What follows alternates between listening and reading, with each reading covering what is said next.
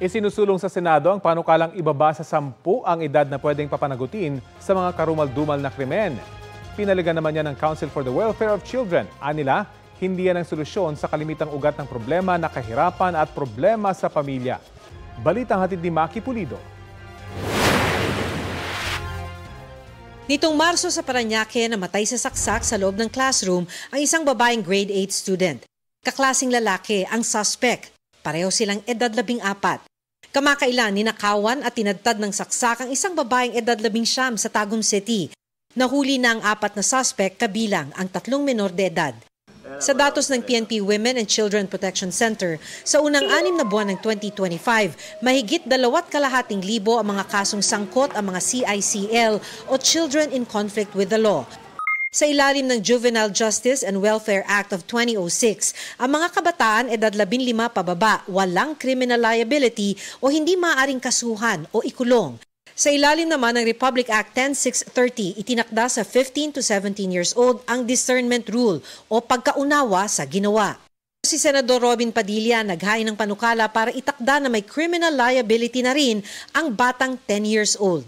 Ito'y kung sangkot ang bata sa heinous crime o karumal-dumal na krimen tulad ng pagpatay, rape, kidnapping, serious illegal detention kung saan pinatay o ginahasa ang biktima, robbery with homicide or rape, carnapping kung saan pinatay o ginahasa ang biktima at paglabag sa Comprehensive Dangerous Drugs Act.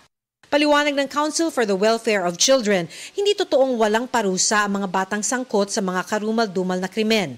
Mandatory na ipapasok ang child in conflict with the law sa youth care facility o bahay pag-asa para matulungan ang kanyang rehabilitasyon, partikular sa edad 12 hanggang 15. Nasa batas din na sa kaso ng CICL, mamamagitan ang mga social worker ng DSWD. Dapat i-turn over sa kanilang mga magulang, kaanak o guardian at sasailalim sa community-based intervention program. Maliban na lang kung sa assessment ng social worker, kailangang dalhin ang bata sa isang youth care facility. Korte ang magdedesisyon sa ihahaing petisyon ng DSWD para sa involuntary commitment ng bata na hindi bababa sa 1 taon.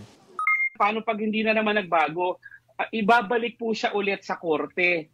Sasabihin ng korte dito, after ng 2 tsansa o mahigit pang tsansa ang binigay sa'yo, mukhang hindi ka talaga na-rehabilitate, doon po yung i-execute na po yung judgment ng court. So mali po na walang criminal liability, may proseso lang pong pinagdadaanan. Masyado raw simpleng pagtingin sa komplikadong problema ang pagbaba ng edad ng criminal liability. Hindi raw yan ang solusyon sa kalimitang ugat ng problema na matinding kahirapan at problema sa pamilya. We have to address poverty and underdevelopment.